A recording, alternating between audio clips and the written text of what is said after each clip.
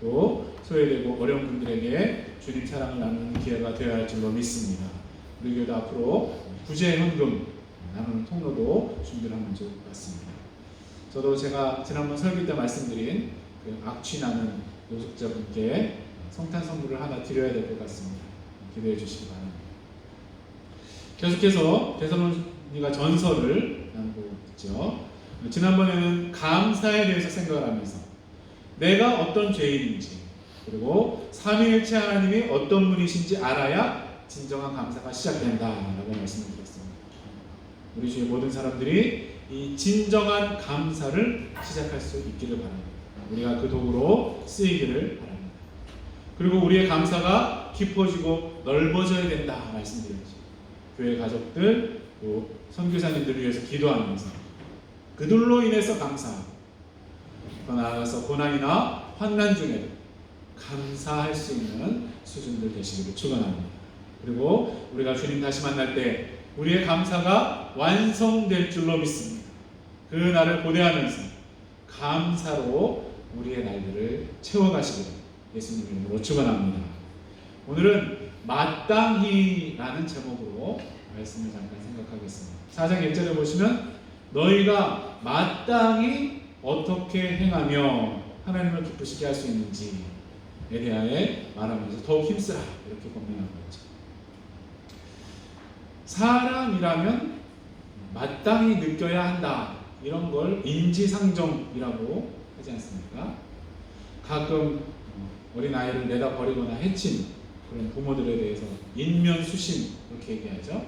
얼굴만 사람이고 짐승 같은 마음이다. 또 양심이 없냐 이런 말들 하지 않습니까? 그런데 원죄로 인해서 오염되고 깨어진 이 양심과 왜곡된 이성으로는 하나님을 기쁘시게 할 수가 없죠. 그래서 예수님 믿고 영적 생명이 회복되어야 하나님을 기쁘시게 할 수 있는 마땅한 길로 갈 수 있게 되는 줄로 믿습니다. 그 마땅한 길, 첫 번째는 거룩함이라고 말씀을 드리겠습니다. 3절에 뭐라고 했습니까? 하나님의 뜻은 이것이니 너희의 거룩함이니라. 아멘. 여러분, 거룩하면 어떤 느낌이십니까? 와, 좋다? 일단 좀 부담스럽죠? 왜냐하면 이 거룩이라는 것이 우리가 좀 먼 개념이라 생각하기 때문 아닙니까? 하나님은 거룩하시지만 우리가 어떻게 거룩한가 생각하기 쉽습니다. 그런데 구약 성경에서 거룩하다로 번역된 이 카도시라는 이 단어는 원래 구별되다, 분리되다 이런 뜻입니다. 그러니까 이 거룩이라는 것을 무슨 뜬구름 잡듯이 성당에다 향편으로 무슨 말인지도 모르는 말들을 중얼거리면서 이렇게 걷는 그런 것으로 생각하면 어려워지는 것이죠. 세상과 구별되는 것, 악한 세상과 분리된 하나님의 자녀로서의 삶 그 자체가 거룩의 시작인 줄로 믿습니다. 레위기 11장 45절에 중요한 말씀이 있습니다. 나는 너희의 하나님이 되려고 너희를 애굽 땅에서 인도하여 낸 여호와라. 내가 거룩하니 너희도 거룩할지어다. 우리가 보통 참 이루기 어렵다 같은 이 명령, 내가 거룩하니 너희도 거룩하라. 이 명령 앞에는 너희를 애굽 땅에서 인도하여 낸 여호와다라는 전제가 달려있죠. 파라오라는 절대 권력 밑에서 노예의 삶을 살던 이스라엘 민족을 해방시켜 주신 하나님은 마귀에게 얽매여서 종로를 타다가 지옥 갈 우리를 구원해 주신 분이신 줄로 믿습니다. 너희의 허물과 죄로 죽었던 너희를 살리셨도다. 아멘. 그래서 하나님의 자녀가 된 우리는 거룩하신 하나님 아버지를 닮아가는 것이 마땅한 줄로 믿습니다. 이 거룩은 우리 스스로 노력하고 돌을 닦아서 이루어지는 것이 아니라 거룩하신 삼위일체 하나님을 아버지 또 주님 그리고 우리 안에 거하시는 영으로 모시고 늘 순종하면서 동행할 때 점차 이루어 주시는 것인 줄로 믿습니다. 그래서 거룩하신 하나님 아버지를 하루하루 더 닮아가는 우리 모두가 되기를 바랍니다. 그런데 사도 바울은 거룩함에 대해서 말하면서 바로 이어서 성적인 순결을 말하고 있습니다. 당시는 남자들이 자기들 원하는 대로 성적인 쾌락을 추구하던 시기였다라고 합니다. 결혼은 전혀 존중되지 않았고 이혼이 너무나 쉬웠다고 합니다. 그래서 로마의 유명한 철학자인 세네카가 쓴 글에 로마인들은 이혼하기 위해 결혼하고 결혼하기 위해 이혼한다 라는 말이 적혀 있을 정도입니다. 게다가 전에 말씀드린 대로 이방 신전들에서는 우상숭배 의식 중에 음란한 행위들이 다 포함이 되어 있었죠. 데살로니가 교회 성도들이 예수님을 믿었지만 성적으로 이렇게 완전히 타락한 그 세상 가운데 살아가야 했기 때문에 그들과 구별된 삶, 거룩한 삶을 살도록 권면하신 것입니다. 결혼 밖에서 성적 쾌락을 추구하는 것이 아무렇지 않게 여겨지던 그런 시절에 세욕을 따르지 말고 음란을 버리고 거룩함과 존귀함으로 아내를 대하라고 권면합니다. 이것이 바로 구별된 거룩한 삶의 모습인 줄로 믿습니다. 우리 시대의 성적인 타락도 로마 시대에 뒤지지 않죠. 사실 저희가 어렸을 때만 해도 이런 좀 이상한 잡지나 영상을 구하고 보는 것이 쉽지 않았는데 요즘은 맘만 먹으면 아이들이 몇 초 안에 볼 수 있지 않습니까? 결혼도 마찬가지죠. 사탄이 끊임없이 여성 해방 이런 것들을 외쳐서 불신자나 신자나 이혼율이 다르지 않고 이제는 동성애들과 함께 성적 난잡함이 더 용납되어가는 그런 시대가 아니겠습니까? 어른들도 문제지만 우리 젊은 세대들, 자녀 세대들이 이런 타락한 문화 속에 살아가는 것은 참으로 어려운 일일 것입니다. 우리가 어려서부터 하나님 말씀을 그 마음에 심어주고 또 아름다운 가정의 모습을 보여주고 세상 쾌락이 아니라 주님 안에서 참된 기쁨과 행복을 누리며 사는 그런 모습을 보여줘야 할 줄로 믿습니다. 성령께서 우리 눈과 마음을 지켜주시기를 간절히 원합니다. 우리의 힘만으로는 도저히 거룩한 이런 구별된 삶을 살아갈 수가 없죠. 성령님의 도우심을 늘 구하며 하루하루 더 거룩한 삶으로 나아가시기를 간절히 축원합니다. 두 번째로 마땅히 행할 것은 사랑입니다. 9절에 뭐라고 했습니까? 형제의 사랑에 관하여는 너에게 쓸 것이 없습니다. 너희들 자신이 하나님의 가르치심을 받아 서로 사랑함이라. 아멘. 하나님의 가르치심을 받아 사랑한다 라고 합니다. 세상은 하나님이 가르치신 그런 사랑이 아니라 마귀가 말하는 가짜 사랑의 홍수지. 좀 전에 말한 세욕, 에로스를 사랑이라고 하고 그 성적인 이끌림이 줄어들면 사랑이 식었다라고 하면서 헤어져 버리죠. 또 사랑이라는 이름으로 끊임없이 달라고만 하지 않습니까? 너의 관심과 시간과 노력, 돈을 내놔라. 그래야 나를 사랑하는 것이지 라고 세상은 가르치고 말합니다.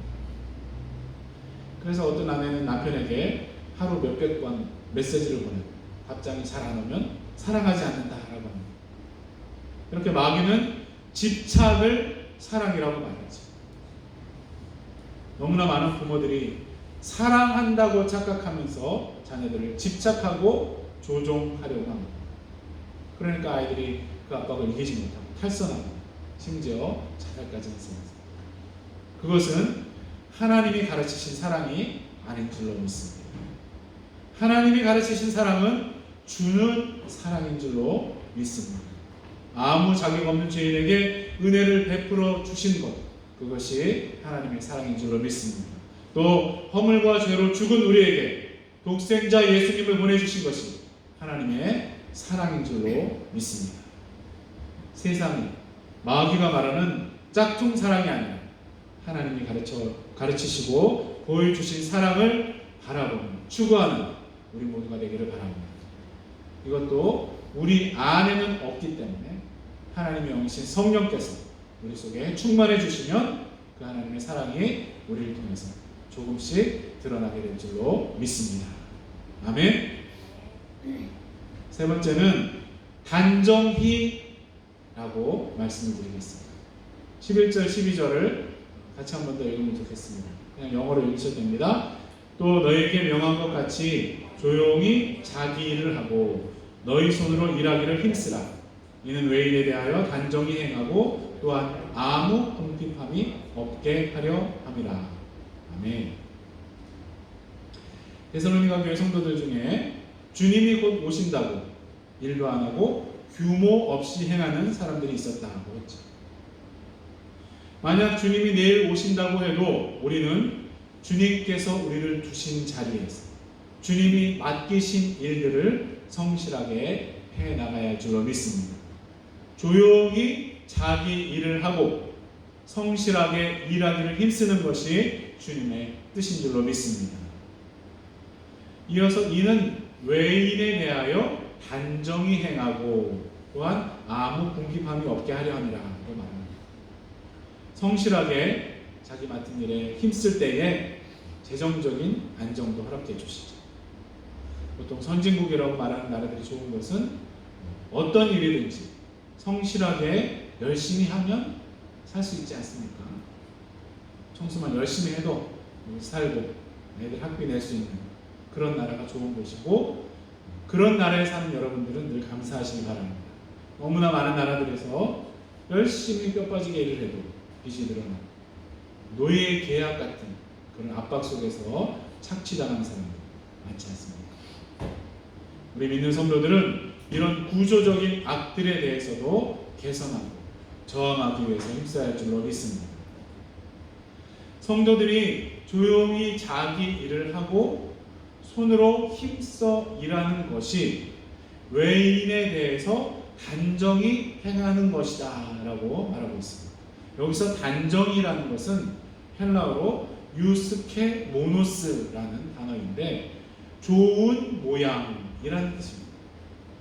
또 적당하게, 이치에 합하게, 품위 있게 등으로도 번역이 되었습니다.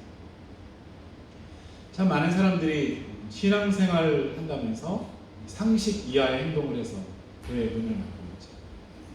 교회와 세상을 이분법적으로 나누고 그렇게 행동하는 것이 아니라 청지기 사상을 가지고 맡겨주신 일들을 성실하게 행하며 살면 불신자들로부터 인정을 받을 수 있을 것이다 라는 말씀인 줄 생각합니다.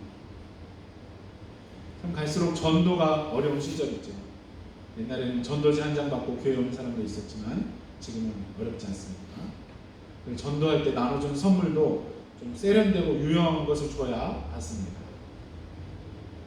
무엇보다 우리 예수 믿는 사람들이 가정과 사업부터 직장에서 성실하고 품위 있는 모습을 보여줘야 불신자들의 마음이 열릴 줄로 믿습니다. 사는 것은 개떡같이 살면서 교회 가자고 하면 누가 가겠습니까? 이 단정히 행한다는 것에 어떤 성경 번역은 존경을 얻는다 라고 번역이 되어 있습니다. 존경을 얻는다. 어느 곳에서 무엇을 하든지 주위 사람들로부터 인정과 존경을 얻는 우리 모두가 되기를 바랍니다. 상식 이하의 삶으로 예수님 얼굴에 먹칠하는 것이 아니라 예수님을 닮은 삶, 예수님 향기를 풍기는 삶으로 불신자들을 주께로 인도하는 우리 모두가 되기를 간절히 축원합니다. 오늘 하나님 자녀로서 마땅히 행할 것들을 좀 살펴봤습니다. 첫 번째 뭐였습니까? 거룩. 세상과 구별된 하나님 자녀의 삶을 잘 살아가는 우리 모두가 되기를 간절히 바랍니다. 두 번째는 뭐였습니까? 사랑. 세상의 짝퉁 사랑이 아니라 하나님께서 가르치시고 보여주신 그런 사랑, 나누어 주는 사랑을 하는 우리 모두가 되기를 축원합니다. 세 번째로는 단정히 우리에게 맡겨주신 자리, 일들 성실하고 품위 있게 행함으로 주위 사람들을 주께로 인도하는 우리 모두가 되기를 간절히 축원합니다. 우리의 자손들도 그런 삶으로 나아갈 수 있도록 나아가기를 예수 그리스도의 이름으로 간절히 축원합니다. 다 같이 한번 결단의 기도를 하실 때에 거룩과 사랑, 단정히 행하는 우리 모두가 될 수 있고, 그래서 내년엔 전도의 열매들도 많이 맺히는 우리 교회가 될 수 있도록 각자의 목소리로 간절히 한번 기도하겠습니다.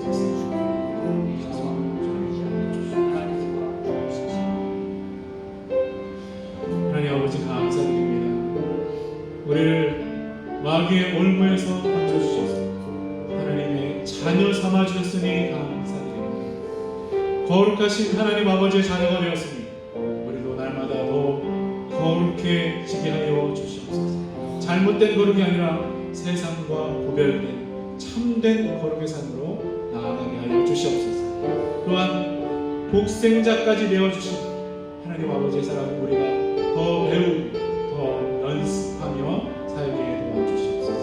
그리고 단정히 행함으로 불신자들을 주께로 인도할 수 있는 우리 자손들 되게 하여 주시옵소서. 그래서 내년에는 이 빈자리들이 많이 채워지게 하여 주시옵소서. 함께 하실 것을 믿고 감사드리며 예수님의 이름으로 기도드립니다. 아멘. 다 같이 일어나셔서 449장 예수 따라가며 찬송하시겠습니다.